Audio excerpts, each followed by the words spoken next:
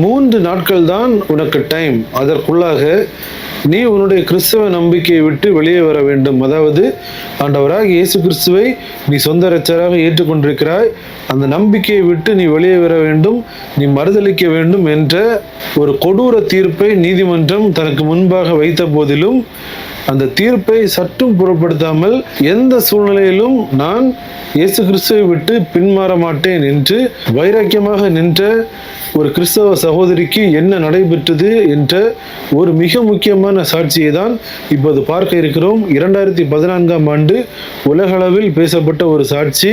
அநேகருக்கு இந்த சாட்சி பிரயோஜனமாக இருக்கும் என்பதில் எந்தவித சந்தேகமும் இல்லை. இந்த சாட்சியை தவறாமல் உங்கள் நண்பர்களுக்கும் பகிர்ந்து கொள்ளுங்கள். வாங்க வீடியோக்குள்ள போகலாம்.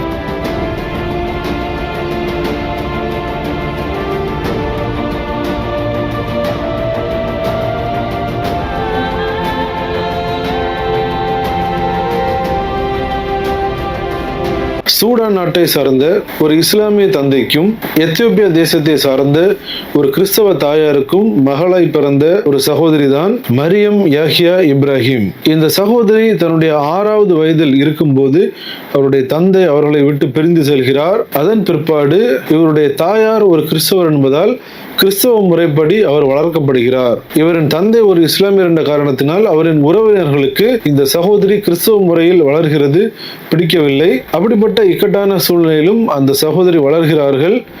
இந்நிலையில் 2011ஆம் ஆண்டு டிசம்பர் மாதத்தில் சூடானில் இருந்து அமெரிக்காவிற்கு சென்று அங்கு குடியுரிமை பெற்றிருந்த, அதாவது சூடான் மற்றும் அமெரிக்கா குடியுரிமை பெற்றிருந்த டேனியல் வேனி என்ற நபரை இவர் கிறிஸ்தவ முறைப்படி சூடானில் உள்ள கராட்டும் என்று சொல்லப்படுகிற இடத்தில் உள்ள சென்ட் மேத்யூஸ் கத்தீட்ரல் என்று சொல்லப்படுகிற ஒரு தேவாலயத்தில் வைத்து திருமணம் செய்து கொள்கிறார். இந்த திருமணம் தான் இந்த சகோதரியை மிகப்பெரிய ஒரு சிக்கலுக்குள்ளாக எடுத்து செல்கிறது.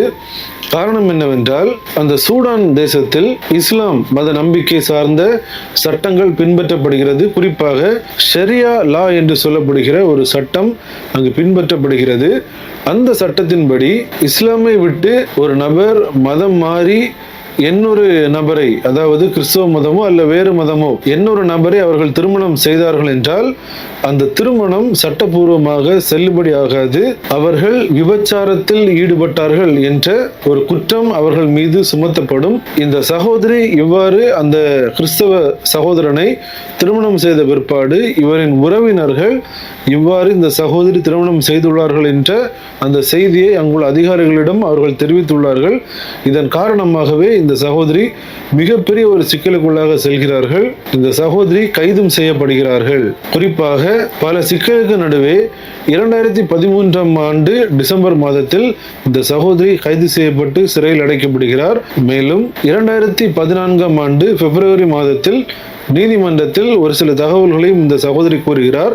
அதில் அவர் மிக தெளிவாக கூறுகிறார், நான் 6 வயதாக இருந்த போது என்னுடைய தகப்பனார் எங்களின் குடும்பத்தை விட்டு சென்று விட்டார்கள். என்னுடைய தாயார் ஒரு எத்தியோப்பிய நாட்டை சார்ந்த ஒரு கிறிஸ்தவர். இதன் காரணமாக நான் ஒரு கிறிஸ்தவளாகவே வளர்க்கப்பட்டேன் என்ற அந்த செய்திகளையும் அந்த சகோதரி எடுத்து கூறுகிறார். இந்த உண்மை செய்திகளை அந்த சகோதரி எடுத்து கூறிய ஒரே ஒரு காரணத்தினால் இந்த சகோதரி மீது மீண்டும் ஒரு குற்றச்சாட்டை அவர்கள் சுமத்துகிறார்கள். அதாவது இவர் மதம் துறந்து விட்டார், அதாவது இஸ்லாம் மதத்தை துறந்து இன்னொரு மதத்திற்கு இவர் சென்று விட்டார் என்ற அந்த குற்றத்தையும் சுமத்துகிறார்கள். மேலும் இந்த வழக்கு அவ்வாறு சென்று கொண்டிருக்கும் போது 2014ஆம் ஆண்டு மே 11ஆம் தேதி நீதிமன்றம் உங்களுக்கு 3 நாட்கள் தான் டைம் தருகிறேன், அதாவது நீங்கள் இயேசு கிறிஸ்துவை விட்டு வெளியே வர வேண்டும், அதாவது உங்கள் கிறிஸ்தவ நம்பிக்கையை விட்டு நீங்கள் வெளியே வர வேண்டும். இயேசு கிறிஸ்துவை நீங்கள் தற்போது தெய்வமாக ஏற்றுக்கொண்டிருக்கிறீர்கள், அந்த ஃபெய்த்திலிருந்து நீங்கள் வெளியே வர வேண்டும்.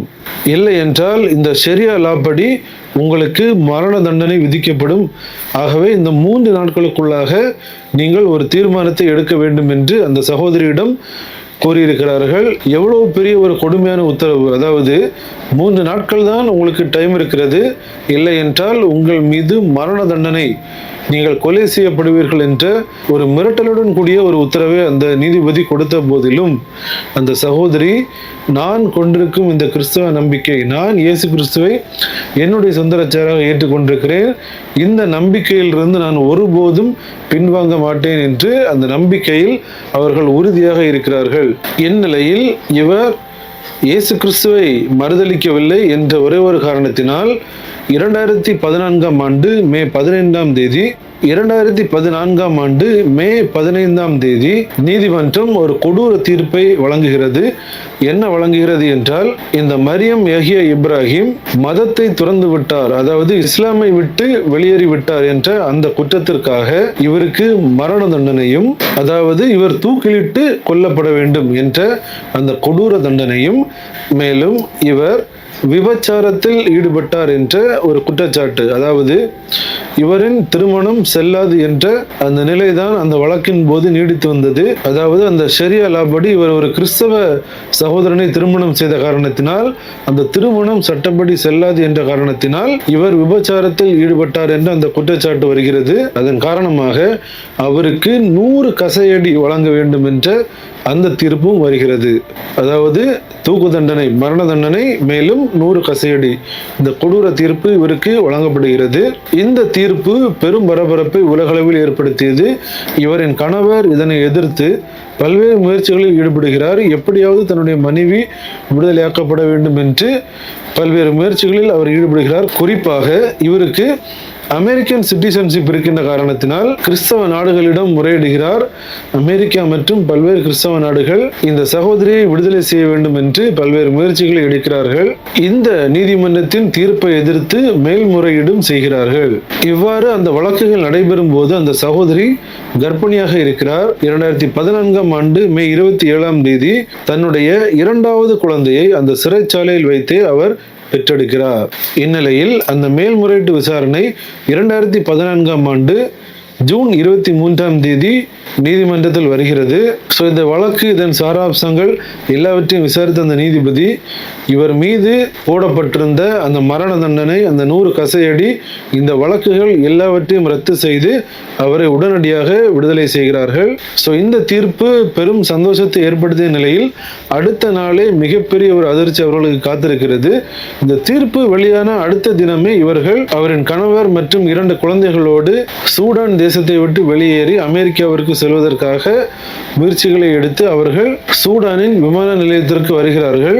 அங்கு இவர் போலி ஆவணங்கள் மூலம் பயணம் செய்கிறார் என்று ஒரு குற்றச்சாட்டு வைக்கப்பட்டு அங்கு உடனடியாக இவர் கைது செய்யப்படுகிறார். பின்னர் பிணையில் விடுவிக்கப்படுகிறார்கள். அவரும் அவரின் குடும்பத்தாரும் அந்த சூடானில் உள்ள அமெரிக்க தூதரகத்தில் தங்க வைக்கப்படுகிறார்கள். பின்னர் உலக அளவில் இருந்து மிகப்பெரிய அளவில் பேச்சுவார்த்தைகள் நடைபெறுகிறது. எப்படியாவது இந்த சகோதரியை மீட்க வேண்டும் என்று பலதரப்பு பேச்சுவார்த்தைகள் நடைபெற்ற அந்த காரணத்தினால் சூடான் அரசாங்கம் அந்த சகோதரியை அந்த சூடானை விட்டு வெளியேறுவதற்கான அந்த அனுமதியை கொடுக்கிறார்கள். இந்நிலையில் 2014ஆம் ஆண்டு ஜூன் 24ஆம் தேதி இத்தாலி நாட்டிலிருந்து கொண்டு வரப்பட்ட சிறப்பு விமானத்தின் மூலமாக அந்த சகோதரி மற்றும் அவரின் குடும்பத்தார் அனைவரும் சூடானை விட்டு வெளியேறி ரோமுக்கு அழைத்து கொண்டு வரப்படுகிறார்கள். அங்கு அவர்கள் அந்த போப் பிரான்சிஸ் அவரை சந்திக்கிறார்கள். பின்னர் அவர்கள் அமெரிக்காவிற்கு கடந்து சென்று தங்களுடைய வாழ்க்கையை அங்கு ஆரம்பிக்கிறார்கள்.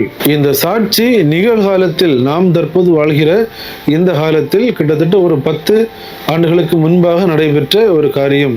இந்த சகோதரியின் இந்த சாட்சி தற்போது வரைக்கும் பேசப்பட்டு வருகிறது. கொஞ்சம் யோசித்து பாருங்கள். 3 நாட்கள் தான் உனக்கு டைம். அதற்குள்ளாக நீ கொண்டிருக்கக்கூடிய அந்த கிறிஸ்தவ நம்பிக்கை, நீ இயேசு கிறிஸ்துவை ஏற்றுக்கொண்டிருக்கிறாய், அந்த நம்பிக்கையை விட்டு நீ வெளியே வர வேண்டும், நீ மறுதலிக்க வேண்டும், இல்லை என்றால் உனக்கு மரண தண்டனை விதிக்கப்படும் என்ற இவ்வளவு பெரிய ஒரு கொடூரமான தீர்ப்பு தனக்கு முன்பாக வைக்கப்பட்ட போதிலும் அந்த தீர்ப்பை சற்றும் பொருட்படுத்தாமல், நான் கொண்டிருக்கக்கூடிய அந்த கிறிஸ்தவ நம்பிக்கையில் இருந்து, நான் இயேசு கிறிஸ்துவை ஏற்றுக்கொண்டிருக்கிறேன், அந்த நம்பிக்கையில் இருந்து நான் ஒருபோதும் பின்வாங்க மாட்டேன் என்று அந்த சகோதரி உறுதியாக நின்ற அந்த சாட்சி நமக்குமே ஒரு மிகப்பெரிய பாடமாக அமைந்துள்ளது. இந்த சாட்சி அநேகருக்கு பிரயோஜனமாக இருந்திருக்கும் என்று நான் நினைக்கிறேன். தேவனுக்காக வைராக்கியமாக நின்ற இந்த சகோதரியின் இந்த சாட்சியை தவறாமல் உங்கள் நண்பர்களுக்கும் பகிர்ந்து கொள்ளுங்கள். இதனை பற்றிய கருத்துக்களையும் கமெண்ட்ஸில் தெரியப்படுத்துங்கள். அநேக மக்கள் இந்த சாட்சியை பார்த்து பிரயோஜனம் அடையட்டும். மீண்டும் இன்னொரு வீடியோவில் உங்களை சந்திக்கிறேன். தேவன் தாமே நம் அனைவரையும் ஆசீர்வதிப்பாராக. ஆமென்.